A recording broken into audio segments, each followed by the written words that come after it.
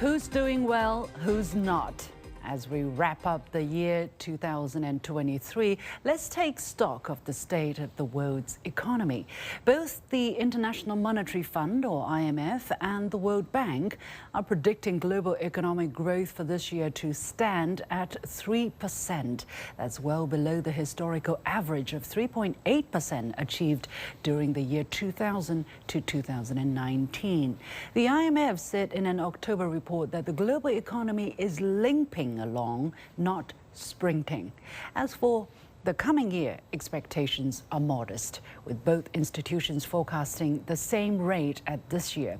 As for China, its economy grew by 5.2% for the first 3 quarters of this year, but is facing complex and severe internal and external environment, to borrow the words from the spokesperson of China's National Bureau of Statistics. The IMF and World Bank predict China's growth to slow to around 4.5% next year. And how is all that impacting your life? Welcome to a special year-end edition of The Point with me, Liu Xin, coming to you from Beijing. I'm pleased to be joined from the Chinese capital by Wang Huiyao, founder and president of the think tank Center for China and Globalization, also vice chairman of the China Association for International Economic Cooperation under China's Ministry of Commerce. From Henderson, Nevada in the U.S. by William Li, chief economist and executive director at Milken Institute, and from Portland, Oregon in the U.S. by Professor Liang Yan, Kremer Chair Professor of Economics at William Met University. The warmest welcome to all of you and a happy holiday season. First of all, let's take a look at the state of the world economy. Earlier this month, I talked to Yukong Huang, who is a senior fellow of the Asia program at Carnegie Endowment for International Peace, and who is also former chief representative of World Bank in China. Here's what he told me about his understanding of world economic performance for 2023. We're part of an integrated world. Developed countries are responsible for a much larger share. Their prospects have been declining steadily over the past year. They've been hit by inflation in many countries. Europe has suffered a lot from the fact that the war in Ukraine has cut off energy supplies, raised commodities. Trade has become more difficult. Investment levels have stagnated. Japan has not been able to get out of its doldrums. The U.S. is doing better than the others, but even others, or even most market observers predict that the American economy is going to slow down, and inflation is still a big issue. So, Mr. Wang, let me go to you first. Do you agree with his diagnosis of the world economy? And if so, what explains the sluggishness of the world's economy? Thank you, Liu Xin. And I think what Yukong has described is largely correct, of course. And basically, we've been seeing 2023 and starting from 2022, of course, with this geopolitical war going on, and now we added the Middle East crisis to that. So the uncertainty and rivalry, the strategy of both U.S.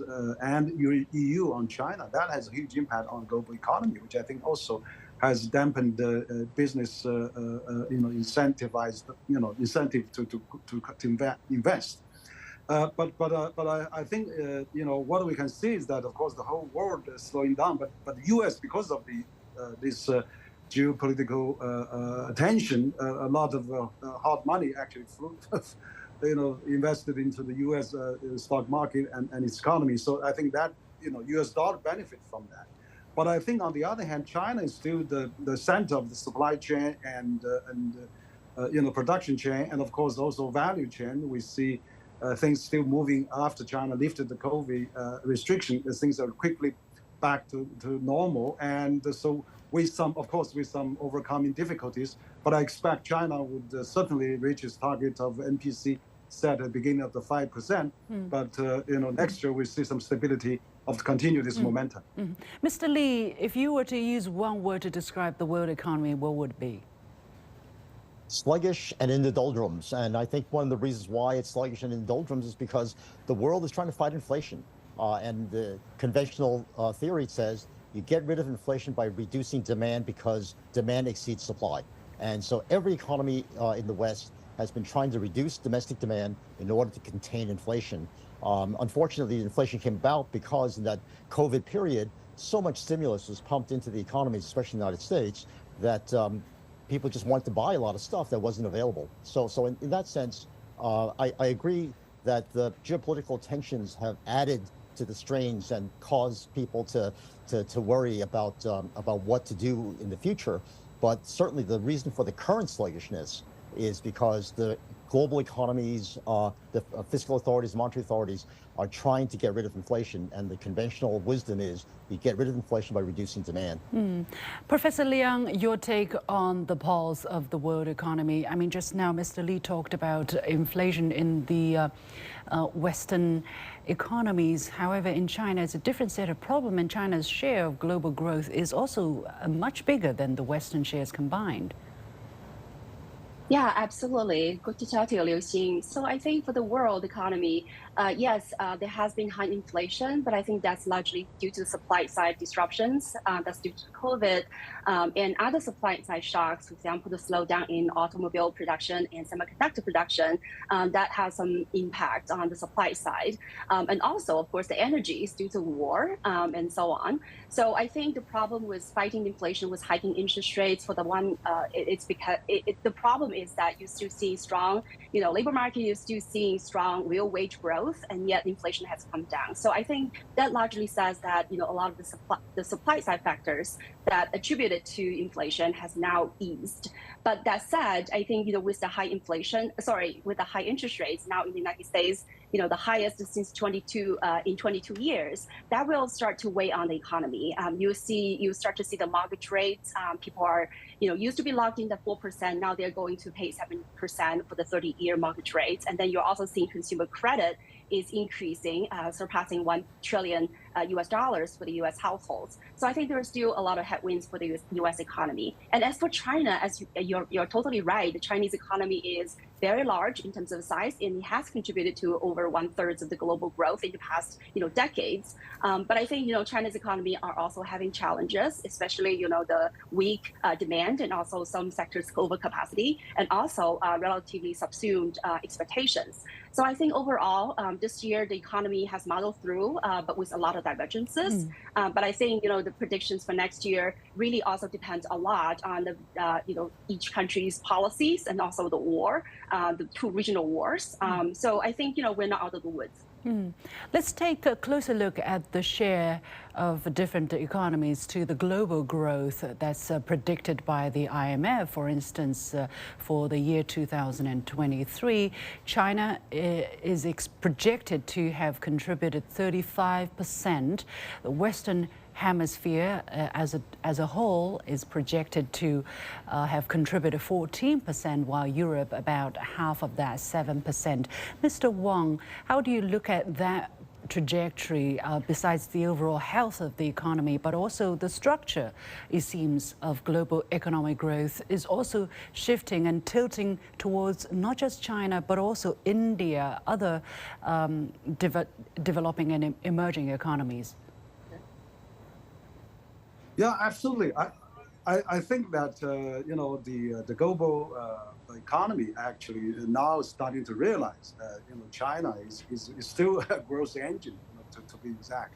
For example, China has launched so many global economy platforms. You had the Shanghai Import Expo, we had the Beijing Service Expo, we had also Hangzhou Digital Trade Expo, and we just recently had the Supply Chain Expo. So China is building all those world platforms for the global business. This year, one of the focus has been the vitality of the Chinese economy. Since the beginning of this year, China's economy robustly rebounded because of the lifting of COVID restrictions. But later in the year, the second half and the third, especially the third quarter, people were kind of concerned whether that kind of rebound can be sustained.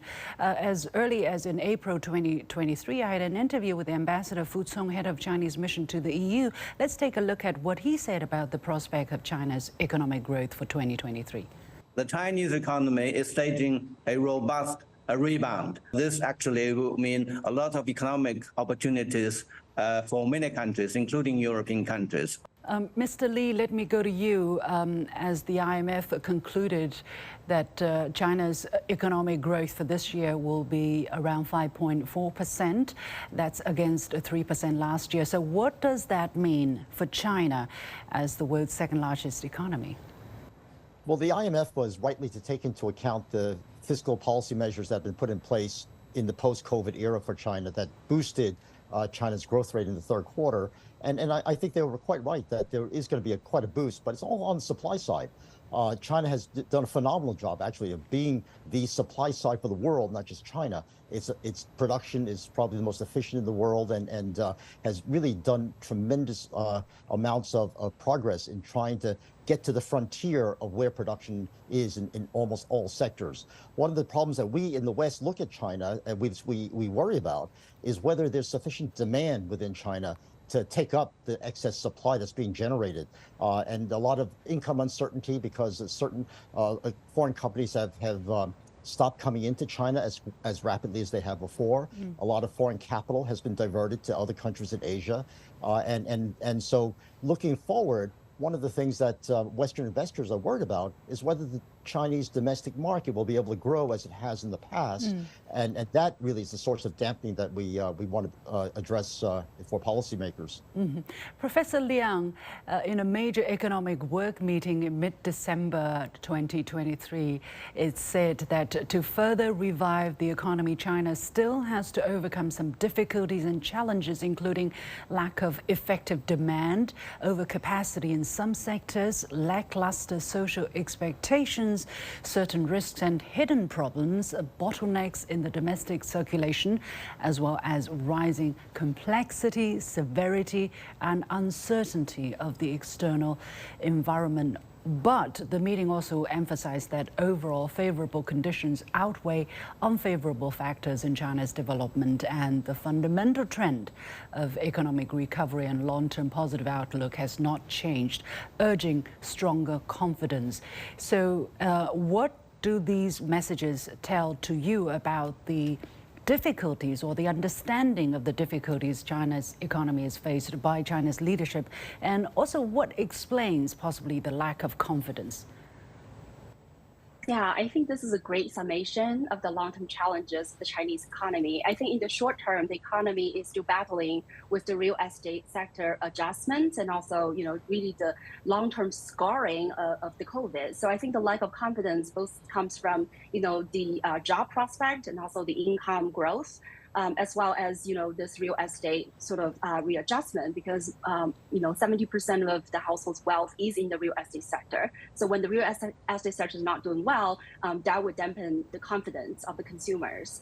But I think, again, I agree with Professor Huang that there are a lot of long-term advantages of the Chinese economy. It remains to be very innovative and dynamic. With right now, we're seeing a lot of industrial upgrading. A lot of the bank loans and credit is going to the industrial sector, not necessarily to generate more output, but really trying to get more value added. And also trying to automate the system to put in AI system to also increase the sort of technological components of the industrial outputs. So I think all these, and not to mention, the capital that is very abundant, bank loans, bank credits, and also a lot of private investors are investing.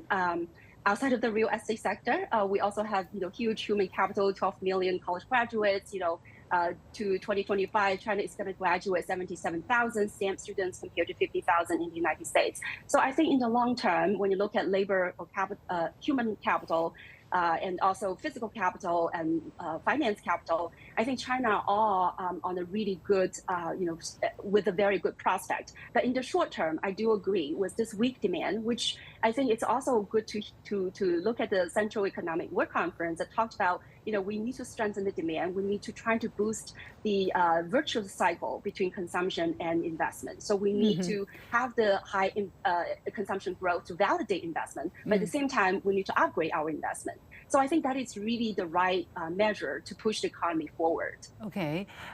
Mr. Wang, how do you look at the emphasis on the lack of confidence and also the severity and complexity of the external economy, of the external environment for China's economic growth. Do you think China may be able to sustain the 5%, more or less 5% growth for next year?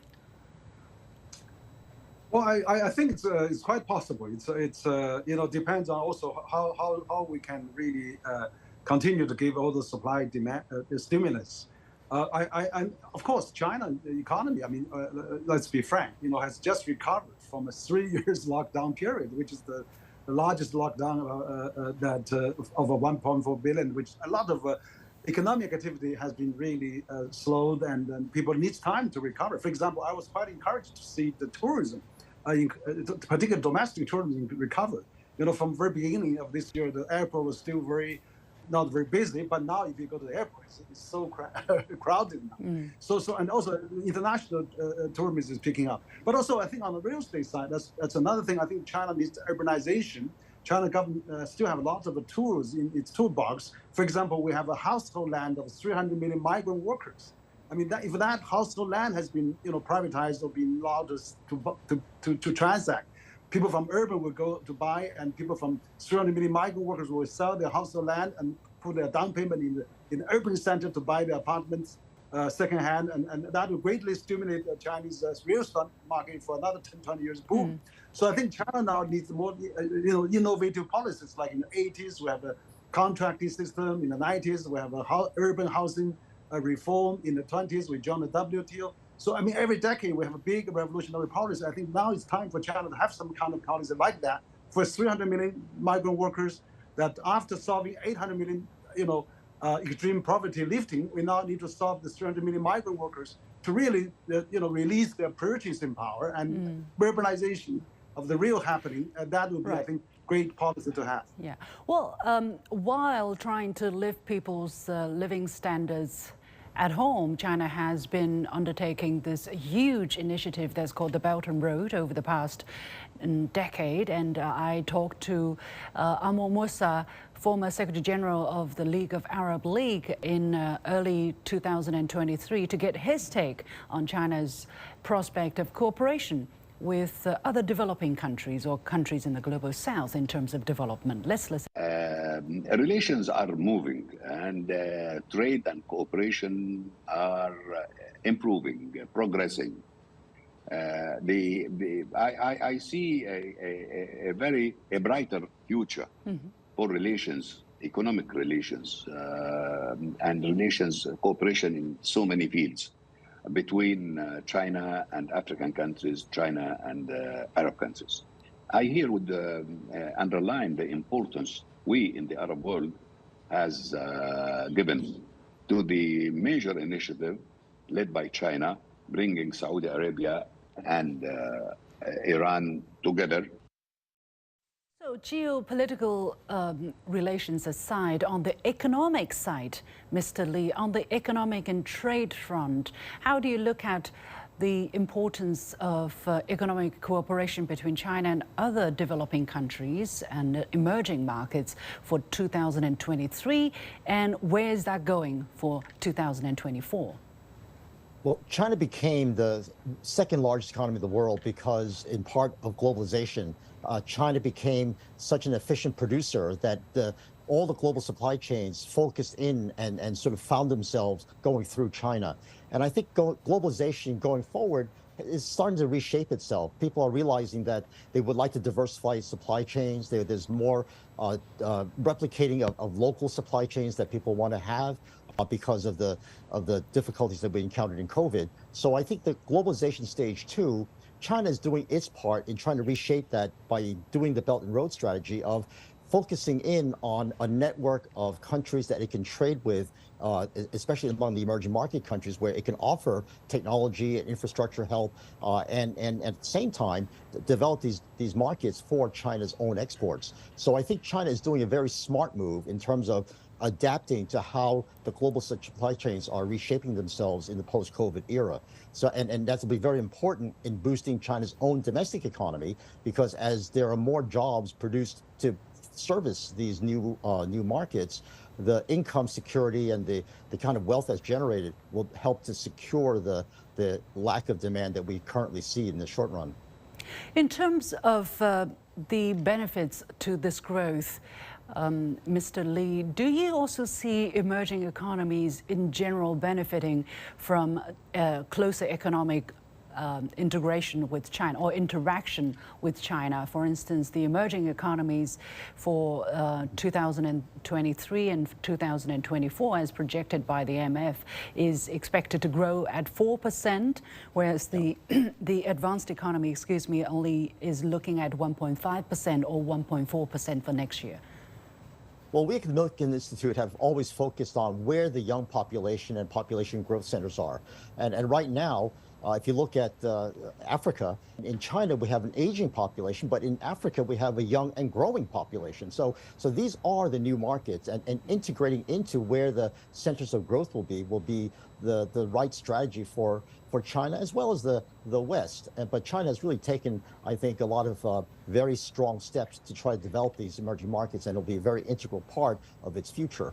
I think one of the things that we have to remember, though, is that as we become more regionalized and we have spheres of influence in different parts of the world, it's important to also remember that the spheres of influence also have to trade among themselves. De-risking or disconnecting from the other growth centers in Europe and in the United States would be a serious mistake if you would just focus on the Asian growth center. And I think the policies going forward will have to set up a trade framework where we can take advantage of regional growth centers as well as inter-regional growth centers. Absolutely. Well, I think on the Chinese policymakers' side, definitely they want to, trade with the world, basically. And actually, one of the very important aspects for the year 2023 has been the export of new energy cars from China. That number reached 1 million. It's an increase of over 80% year on year.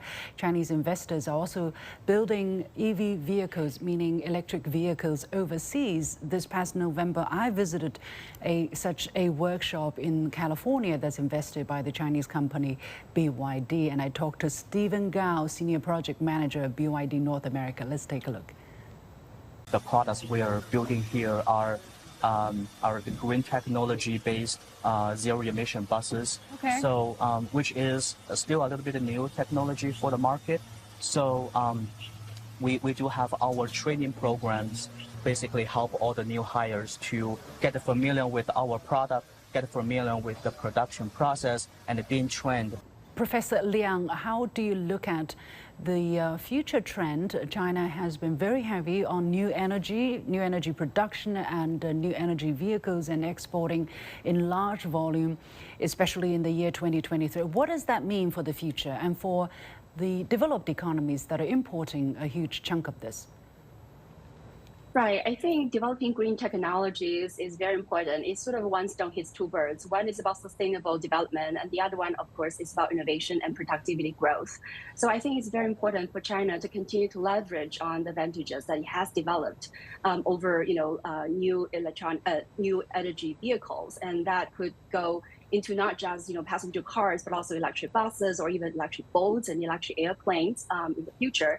So I think China will continue to double down on this new energy and new technology, the green technology development, and I think that's very important. But going back to the question about the inhospitable, global environment, I think on the one hand there is a subdued, global demand due to inflation fighting interest rate hike that reduced demand around the world, but also the U.S.'s strategies of, on the one hand there is the continuous of sort of diplomatic engagements, but on the other hand is the de-risking, right? So the ban of high tech exports to China, also the friendshoring and reshoring. So I think the EU are also working on the anti-subsidy probe in China's new energy vehicles.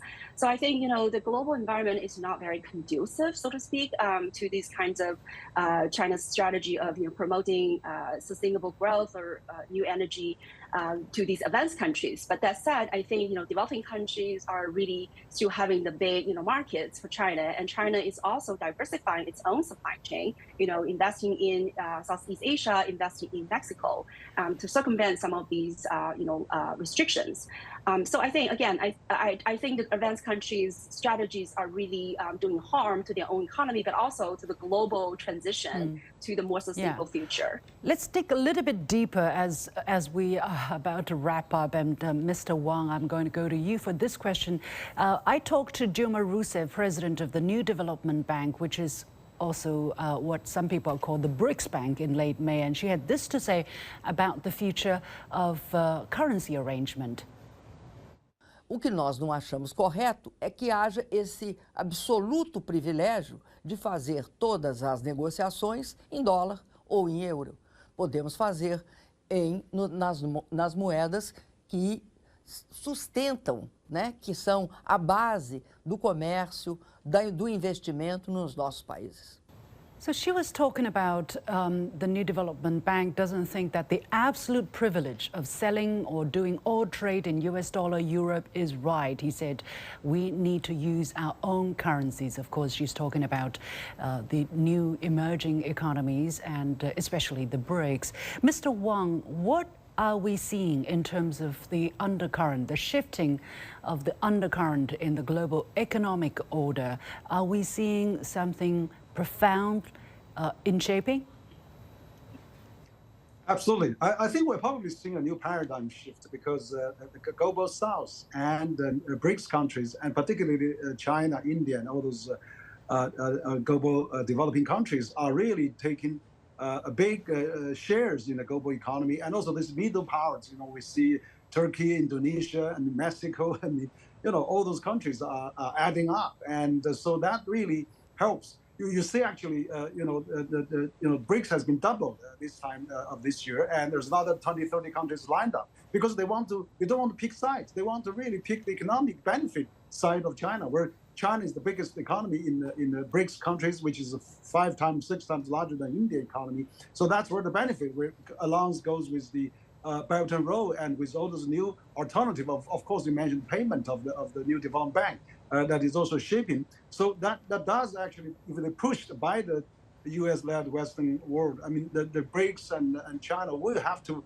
find a new solution. So I think the bottom line is we still have to collaborate, but they have to really look at this new emerging strong global south on the stage of the world, and China is playing a key instrumental role in that process. All right. Well, that was a wrap-up of the year 2003 in terms of economy and a glimpse into the future for 2024. Let's keep our eyes open to see what happens in that very important year. Many thanks to Wang Huiyao, William Li, and Professor Liang Yan joining us from different parts of the world for this special year-end edition of The Point with me, Liu Xin. On behalf of the whole team, thank you for watching, and we'd like to wish you a great holiday season and a happy new year. As usual, you can follow me on Facebook and Twitter using the handle Liu Xin in Beijing. Thank you for watching. You've got The Point.